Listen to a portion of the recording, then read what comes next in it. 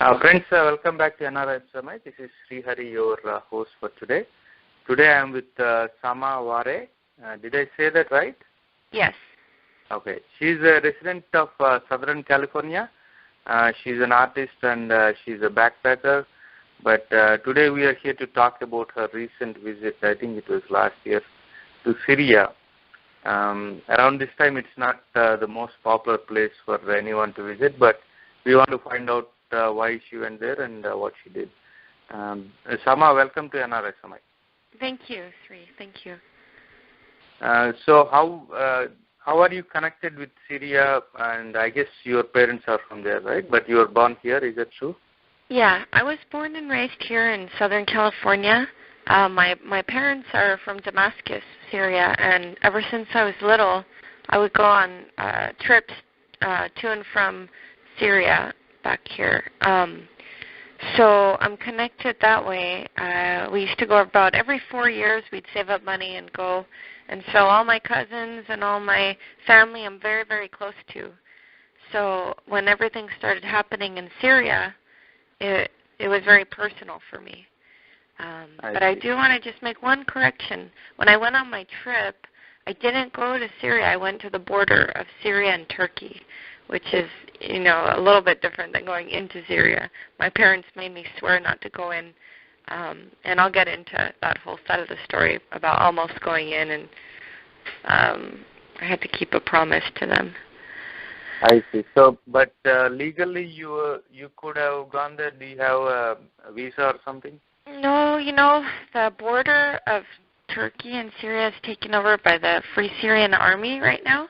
So you could technically just go in without a visa, but it's really not safe, especially I was trying to do as much as I could as a woman by myself without, I guess, without dying.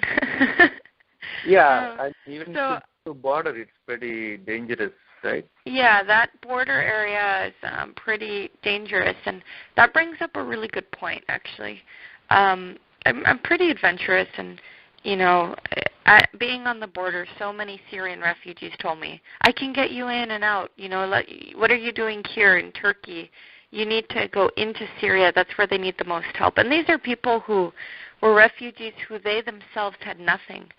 And they were telling me, you think I'm bad, you should go there into Syria. And they said, if I can go in, you can go in. And I said, well, for one, my mom and dad made me swear I wouldn't go in. They were already having a heart attack that I was going to Turkey by myself. For two, there's a lot of kidnappings right now in that area of American citizens. So even if, I have a feeling they're not going to do anything, they're just looking for money so they can buy weapons or whatever, it's still not a good idea, because then I'm putting the other refugees taking me in jeopardy. They're going to be put in a weird spot. And point number 3 is that there's still a lot of bombs going off on the road to Aleppo, which is where I wanted to go into. And the fact of the matter is that, and I would have this conversation with them, I told them, your life is not more my life is not more valuable than your life. Both of our lives are equally important.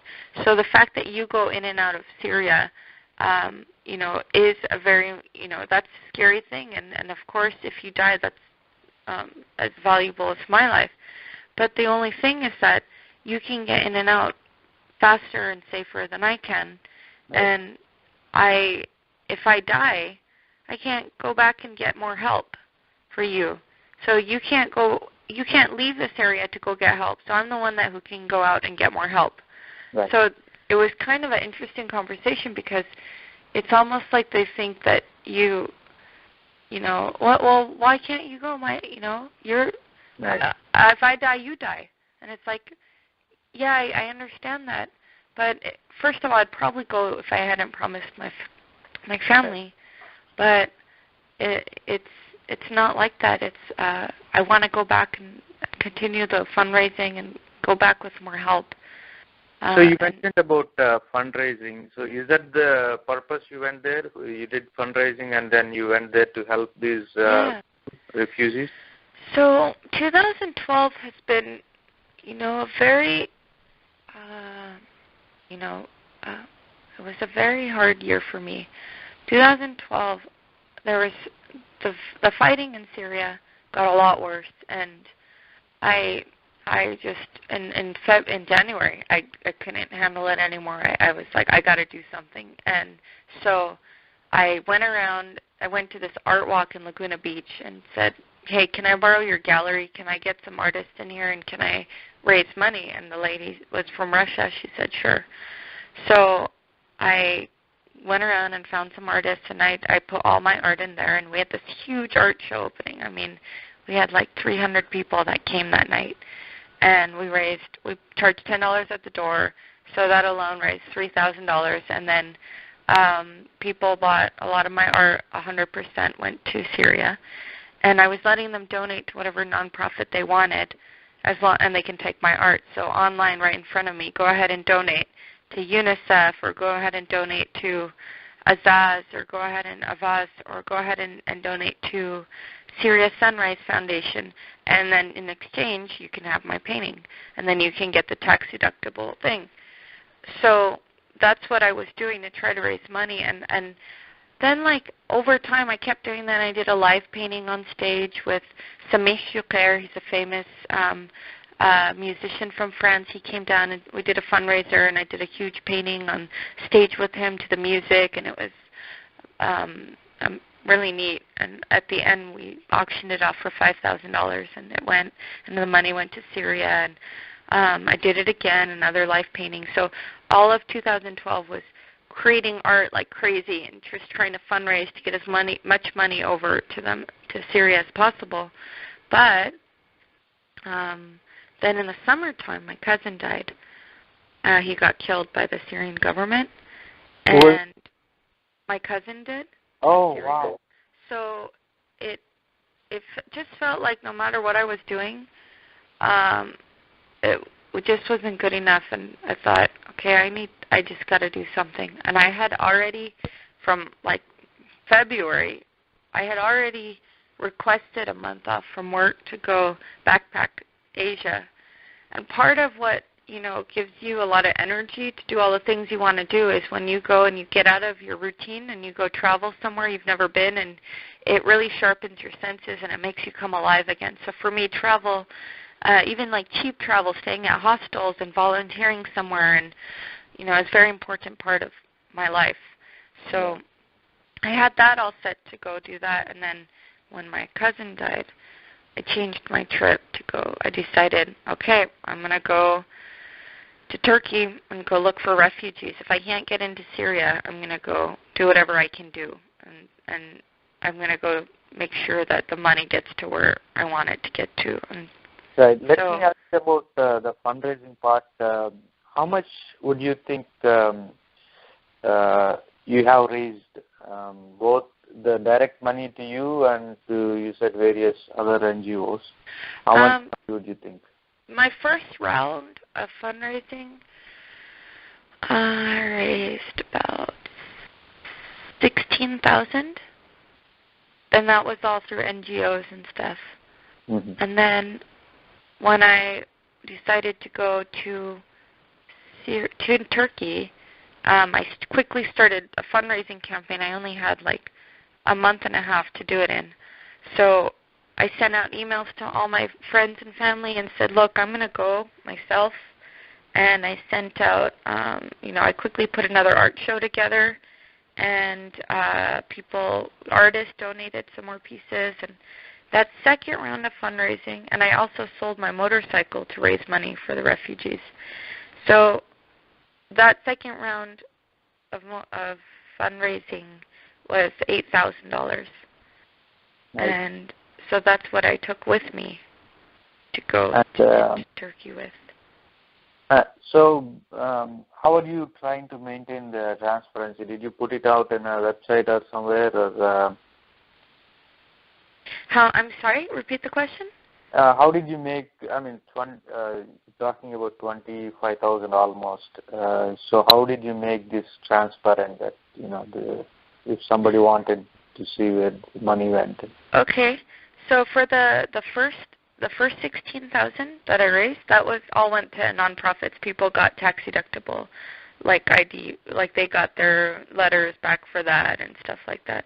The next round was 8,000, and what I did was I put it in my account, and then when I got there to Turkey, I would withdraw it from the ATM like every day. But I had a problem because it only let you take 300. I found out a day. So when I got to the border and I found this organization, I found a nonprofit at the border that was doing really good work. So they helped me. They showed me where to go and where to find all the families, and so they said, well, what they really need are heaters, and they need blankets. And I wanted to buy them in huge quantities, but I could only withdraw 300 a day. So I had my mom, I transferred my money back to my mom, and she Western Union me over money, like 4,000 at a time, and or like less. And doing it that way was a lot easier than trying to get 3,000 out or 300 out a day. I was just worried about being a girl by myself and carrying too much cash on me. That's not a good thing to do if you're traveling. Right. So and I just when you went to these refugee camps, no, I didn't go to the refugee camps. There's so many. That's the thing most people don't know is that I had it. My itinerary was a very rough itinerary. I'd start in Istanbul, look for refugees, head down to the border, and go to a refugee camp if need be.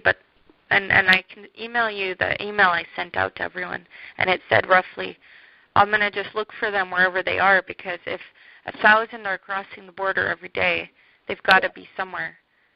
They're not all fitting in the refugee camps. So where are the other refugees that are crossing the border? Yes. Hold on, excuse me. So that's what I was looking for, and I thought, okay, I will get into the refugee camps. So when I got down to the border and I saw how many people that are outside of the refugee camps that are living in really poor conditions, I thought, these okay, folks are Syrians who crossed the border and came this side of. Yeah, what happens is they cross the border, and they do it in two different ways. One, either they cross the border at the gate, and if they do that, then they get registered, and they become an actual refugee number. And then if there's space, they go into a refugee camp. And the thing is, there's no space, so a lot of them get turned away. So they're afraid of getting turned away. So what a lot of them end up doing is they cross the border illegally, and a lot of them cross climbing over barbed wire fence, and a lot of them get injured that way. That's another thing that adds to their injuries. So they end up going and they take their life savings. I mean, if you were living just fine in Syria and all of a sudden, your house gets bombed, you usually are kind of ready for something to happen at this point. And so you take all your savings and you cross the border. And so that's what they were doing, and usually, their savings would run dry after 1 month, or because Turkey's very expensive compared to their little village. So they'd rent something, and usually in Turkey, the Turkish people don't want to rent to Syrians, which was a huge problem. The Turkish people are afraid that, okay, well, if I give you my house or rent out my house to you, you're going to run out of money, and then I'm going to have to figure out how to kick you out. Right. So a lot of them are not renting to Syrians, and if they are, they're renting out like at double or triple the price, and they're giving them a little basement unit that has no windows, or it's very damp down there, and there's many, many, many people living in one room. That's the situation I saw. That was the most common thing. That was the most thing I saw with every family, was that they were at the bottom unit of a building, and there's no heater, and it's cold down there, and there's about 12 people in one room. And so have you met any of the victims or the folks who crossed the border, and what did they say? Can you give me one example, maybe somebody? Oh, yeah. God, I can give you so many examples. And so I walk into their house, and it's the first time that I've been in a refugee's home since I stepped foot on Turkey. And the house it looked like, there was a really gross couch in there, and just a little tiny stove on the floor, and there was 2 mattresses on the floor to sleep on, and that was their house. And it was in the basement. And the family, the mom and the dad were just sitting on the couch, kind of just sulking. And they said, what are you doing here? I told them again what I was doing there, and they said, well, of course, welcome. And, of course, Syrians are very welcoming. So they said, can we get you water? Can we get you tea? And the one main thing in common I found with all the families, of course, everybody has tea, because that's a very important part of the culture. So they got me some tea, and I sat down with them, and I got out my iPad. I started showing them pictures of my art, pictures of my family, so they knew. I wanted them to be comfortable and know that I wasn't a spy from the government. I was just a regular girl. And I said, yeah, I live in America, and my family's from Damascus. And at that point, I started crying in front of them, and I said, I'm sorry, I'm so worried about everything that's going on in Syria, and I'm worried about my family. And at which point the woman started crying, and she said, oh my gosh, if you only knew what we've been through. And up until this point, they were just being cordial and nice. And when I started crying and let my guard down, that's when she did. She said, my son, and the one that opened the door was her son, he was 20. My son was a college student. We were living in Aleppo, and they pulled him out of college to go fight in the government army, and he didn't want to go, but if he didn't go, they were going to kill him or us. So they pulled him down to a little town in the southern part of Syria and made him shoot people, and he didn't want to. And every time he said no, they said, well, we're going to shoot your family. We're going to kill your family. So he ended up killing 2 people. And after that, he ran away. And he lost his hearing from the oh, my God. From the bombs and stuff. And when they put him in the hospital, right after they did a surgery on his ears, he didn't check out of the hospital. He just ran out of the hospital, got a taxi, and ran to the border of Turkey and called his family on the way and said, I left, I ran away. I think you should too, because they're probably going to come after you next. So they ran to the border, and then he snuck over the border. His family came along too, and then they bombed his house after that because and that's a common story of defectors. Those are the people in the army don't want to do what they're doing. They don't want to kill civilians. But if they don't, then they're going to lose their home, they're going to lose their family, they're going to lose their close friends. That's kind of what the government's doing to keep an army. So what do you think of America's position on Syria right now? They recognize the rebels, right? Do you think that's the correct approach from your point of view? I definitely think that the rebels need support. I think they need help, because the rebels, now this is a really important fact that everyone needs to know who's not familiar with how everything started in Syria. When the first silent protest happened in southern Syria, and 2 teenage boys went out and held signs that said, we want freedom of speech, and they got shot. And then anyone who went to their funerals got shot. That was a sign to everyone in Syria that this was not this was government doing. And the fact that Bashar Assad did not come out and say, those were not my soldiers who shot him. And until today, Bashar says, oh, it's a conspiracy. This is not. This whole revolution is not started by this is like, well, those were not my troops. He's not saying those were not my troops, but he's saying, oh, this is a conspiracy. Everyone's against me all of a sudden. But he's not denouncing the violence that his soldiers are committing. So what ended up happening is after 8 months of no civilians fighting back and more people getting killed because they went to go protest what happened, that's when the first rebels took up arms to protect their people, and that happened in Idlib, which is a northern town in Syria. And I met some of the people who did that, who were part of that movement, to hold up arms against the government finally to protect their village. And that's what they ended up doing, and that's how the first northern bordering town got freed from the government, and that's why people can get in and out of Syria, because Idlib got freed and they were able to go in from that route now without the government controlling that border. So it's really important to know that there was no violence on the civilian side for 8 months, and that's a long time for government to be killing people and nobody to fight back.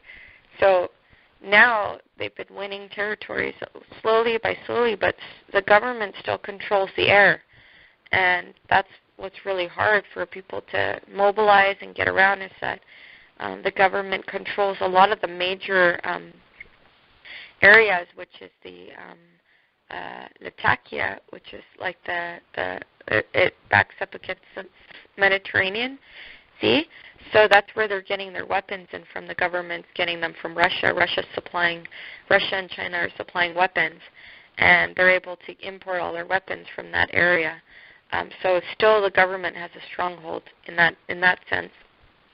And what the U.S. government or any government needs to do to help is supply them probably with some kind of air defense, so that they can actually finish this off and be done and move on, because so many civilians are paying their life for this. And a lot of refugees told me, as if I could talk to President Obama in 2 seconds. That's what they thought. They said, well, can't you tell Obama that we need help? Like, doesn't he know we're dying over here? We're getting bombed, and why isn't the world helping us? Yeah, that's actually my next question. What is your next action of plan that you have done so much already in last 1 year? Are you going to Obama? Are you trying to do that? Well, there's actually people working on the political front in my community that are, trying to go to Washington and, do all of that. So I'm focusing my efforts in what I can do and what I've done. When I got back, I trained 2 girls to do what I did. And they were really inspired. Actually, the day I came back from my trip, they met me at my parents' house. And I pulled out a map, showed them where I went, said, we're going to fundraise, and you're going to take the money in next. And this is where the work needs to continue, because I ran out of the money quick. And actually, on my way back to Istanbul, people kept donating more money, so I had another $2,000 that I did not spend, because by the time I got back, it was already my flight to go back. So I handed them the $2,000 when I got back, and they went, and their mom ended up going with them. And their dad said they would match however much they raised. So I did a talk a week after I came back, and a lot of people donated. They donated like $4,000. And so they gave that to the girls, and I said, these girls are going next.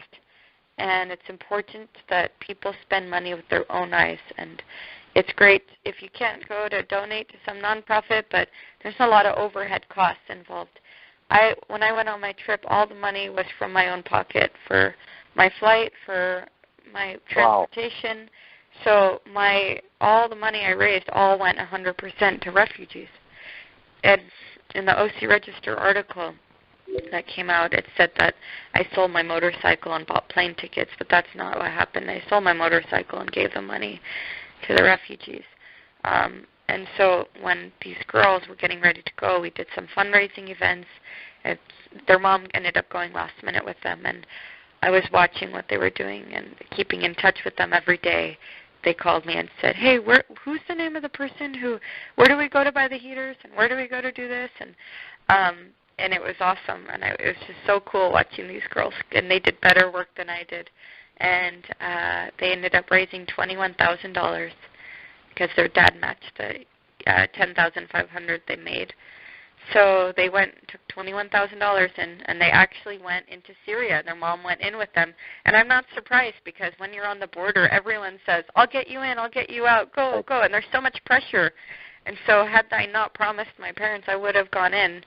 And so their mom was with them, and she said, let's do it. And they went in to Aleppo 2 times, actually, in and out, and they got back out safely. And it just made me so proud. And now, yesterday I just spoke to another girl, and I'm speaking at a private function on the 27th here in Orange County, and I'm going to introduce her as the next one who's going, and she has a friend that's going to go with her, and we're going to raise money, and she's going to go and keep that going in person, and keeping all the receipts of what you bought and where you went, and partnering them up with the organization I found that was doing amazing work down in that area. So the difference is that instead of me sending money to that organization, even though I trust them and would, the difference is that you're doing 2 things. You're sending 2 girls and you're inspiring a new generation to go do what you did, and then they're going to come back and they're going to have stories and they're going to spread what's happening. They're going to be empowered. And then the other thing is that you're kind of sending trustful eyes over to that area so that they're spending the money with. Yeah, it's not just money, right? It shows that people care. Yeah, and that's such an important point, is that the refugees would hug me and say, we had no idea people cared. I said, they do. A lot of people care. And they said, well, this gives us hope that there is help out there. And a lot of them just don't have hope anymore. They think nobody cares. And so when people go, and they say, you came all the way from America to help us? And I said, yeah. And they said, wow. It just blows their mind. And so that's so important, that message of hope that you're sending, to that you're going out and you're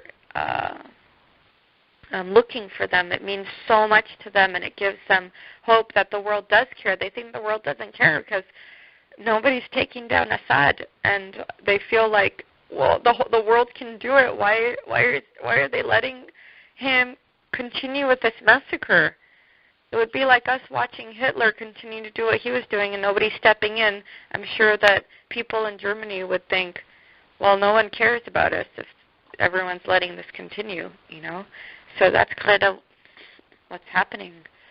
Right, and when you did the fundraising here in Orange County, there's a lot of people obviously came and supported it. Yeah. But have you seen most of them, were they from Syria or they from Muslim community, or did others also came and took part of it? Well, you know what? A lot of the money came from my family that I was fundraising, but then a lot of the money came from the non-Muslim community that I know. And when I sent out the email, a lot of the money came from American friends that know me personally, and they know that, you know, I'm trustworthy, that the money's going to go where I'm saying it's going to go, and they've worked with me in the past. So these people are people, most of the people who gave me are people who have worked closely with me, who have, you know, followed me on other trips and read my stories I've sent out, and have seen me at work or, you know, doing things in the community. So that's kind of my main audience. And then a lot of the money from the art sales. So made a lot of art and did some shows. That money from the art sales, and we said this is benefiting 100% Syrian refugees, went to. And so people were supportive, and a lot of them would just donate $10 that were walking by when they found out where it was going. So, you know, a lot of the American community was being very generous, too. And I had a lot of friends from work, from my old work, that were saying, wow, you're going, I want to donate. And so it was good. I had a lot of support from people. I see. And this is a very emotional trip, and you saw things that you never imagined probably. So has this changed your life? Do you think you are a different person, or at least a part of it? Yeah, absolutely.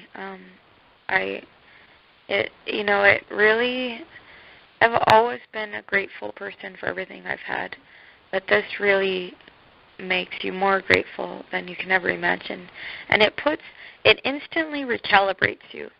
So, anytime I think, oh no, my whatever is broken, or oh no, some little problem that really is not a big deal, you just instantly think of people who don't have a leg and are working at this point to just try to get a leg back.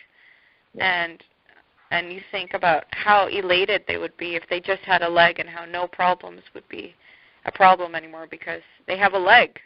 And if you just think, hey, I have 2 hands and I have 2 legs, and I'm not spending all my time to do reconstructive surgery, and I don't have to chop a leg off without anesthesia or throw cement powder on a wound.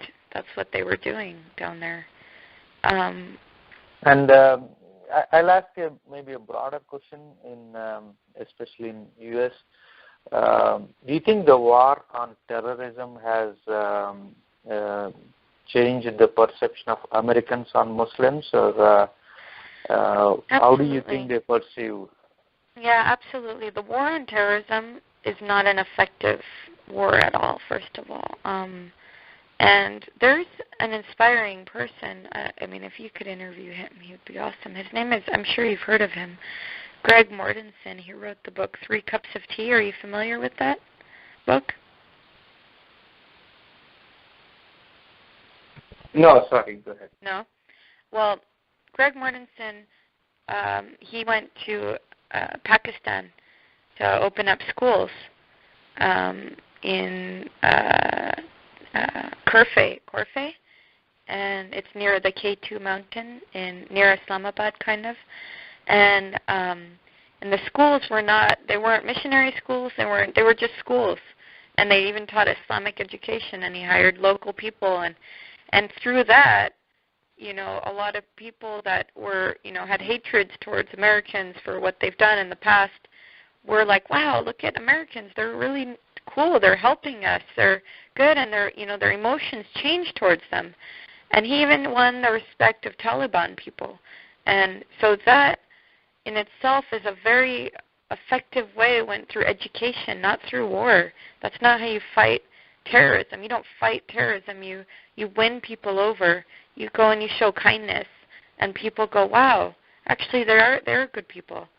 So a lot of the people in Syria, for example, have never hated Americans. They just don't like the foreign policy. They don't like the American government. They don't trust the American government, and rightfully so. If you look at 9/11, right after 9/11, we said we're going to go find Osama bin Laden, and we went to Iraq all of a sudden.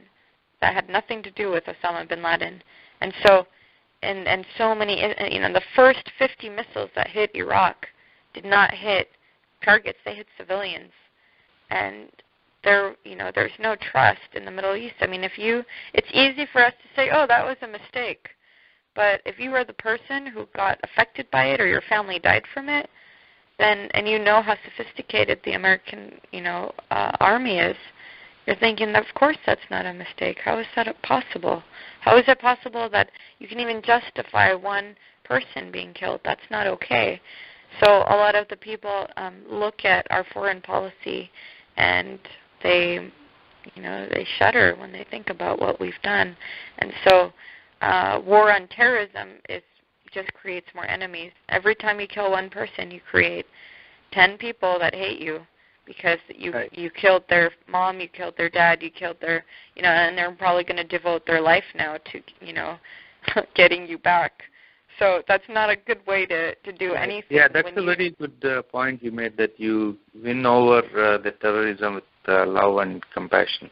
Yeah. But let me flip the question a little bit. And what do you think the perception of non-Muslim Americans, perception of non-Muslim Americans on Muslims in America, how has it been difficult in last one decade or so? Yeah.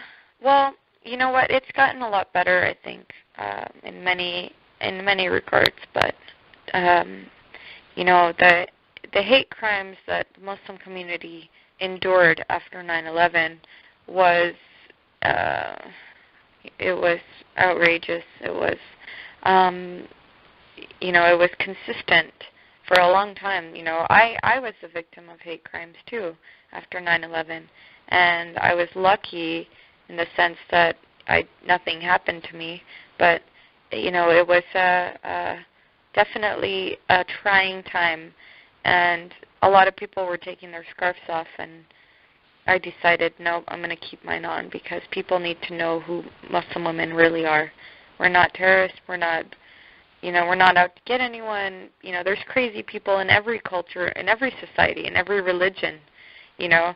So for them to hijack a religion and for the world to think, oh, that's what Islam means, and that's not what Islam means. That's not a, you know, I'm not going to help the situation by taking my scarf off. I need people to know who I am. And so over time, you know, definitely through education and organizations like CARE, which is the Council on American Islamic Relations, that are going out and being like, hey, this is what Muslims do, or saying, hey, we do not agree with terrorist attacks, and, you know, actually speaking out against things that have been happening. There's been more understanding of who Muslims are, and there's been, you know, it depends where you are. In Orange County, people know who we are now, and they're used to us, and they're, you know, they interface with us in school and in work, and, you know, we're not a threat, and they actually see we're good citizens. We're, you know, there's doctors and engineers and educated people who don't drink and drive, who don't, you know, who are very good students, who are respectful, and they're finding, wow, actually Muslims are good citizens. We don't have to, you know, worry about them. And it's funny, one cop came and spoke to a Muslim crowd, and he said, yeah, actually Muslim people are, we find in our community, we never have to go to their house for any problems. Actually, they're really good citizens. And so when people are learning more and more about how we actually are, not what sensationalist news wants us to look like. It's right. And do you reality. think Muslims in American Muslims, they have a bigger, larger role in explaining what's going on around the world and what's happening in the Middle East and how it's different? Yeah, definitely. I think that American Muslims have a role in educating the public, and, you know, because actually the public turns to me all the time and says, they go, oh, what's going on? They think you're the world expert on the Middle East instantly, and you got to say to them, well, look, first of all, the government, there is no Islamic government at this point in our history. There's like the Saudi Arabia government does not represent Muslims.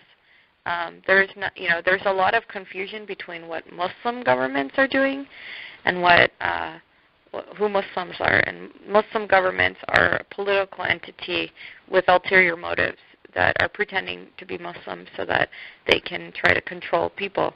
And that's not, there is no such thing currently as a Muslim government. So that's the first thing people need to know is, you know, that's whatever you're saying, that's a political thing. You know, that has nothing to do with the religion. And people are interpreting it to how they want it to be. So that's kind of how I respond, and I think a lot of American Muslims are educating the public on what's happening. But also, there's a lot of Muslims that are not Arab. No, I mean, the majority of Muslims are in China, where the majority of Muslims are. So people associate Muslim with Arab automatically, but really a lot of Muslims are not Arab. They're from all over the world, Africa and Indonesia and China. So yeah, definitely, though, you get asked a lot about what's going on in the Middle East because you're wearing a scarf, and they assume you to be the expert on that. And it's good. I'd rather them ask somebody who is possibly Arab, who does actually go back, who does know what's happening, rather than, trust what they hear in the news. Excellent. Before I end this program, I would like to ask, is there anything I missed and you want to add? Anything else you want to say? I think the most important message I would like to leave everyone with is that a lot of people think it's hard to go out and do something, like go out and give or go out and go beyond your comfort zone. And it's really not. I think the most important thing is when you have any cause, anything that you want to do that's good for humanity, you'll find that everyone will support you. The world will come together to support you.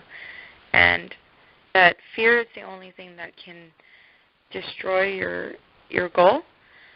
So the most important thing is that the only thing that's holding a lot of people back from going and doing these kind of things is fear, and that needs to be taken out of the picture, because right now our earth and our world is facing so much peril, and there's so much help that needs to be done, not just in Syria, but in so many countries all over the world. And so anything anyone can do to help, and actually psychology's research has shown that people who help are actually happier. People who give are happier. It actually gives you back happiness in return. But anyone who can go out and do it should do it, and has the opportunity should go and do it. And traveling to go help or volunteer somewhere is going to be a lot more meaningful in the end. You're going to come back. You're always going to remember that trip. You're not going to remember a little vacation hotel trip you stayed in and you were just eating a lot, and then you come back and you go, oh yeah, that was a nice trip. Yeah, it was probably just a nice trip. But for something to be meaningful and memorable, you need to go out and do something beyond yourself. And, that will always be part of your story. And every day we write our story of our life. And as long as we turn back and we want it to be something we want to read, that's the most important thing, how we can live our life. It's a wonderful message, and you have done incredible work. We all should be proud of. And I wish you well in the upcoming things that you will take up. Yeah, thank you. And this year, I'm going to continue fundraising efforts and continue with the work. And probably for this year, I'll probably donate 30% of everything, of all my art and that I sell. And keep kind of a sustainable way of always giving for the rest of my life, and keep it kind of sustainable in that way. So, thank you so much for all your help. Thank you, Sama. Okay. Bye. Bye. Friends, that was Sama. This is NRI Samai. Thank you for listening in. And we'll be back with another incredible story next weekend. Thank you.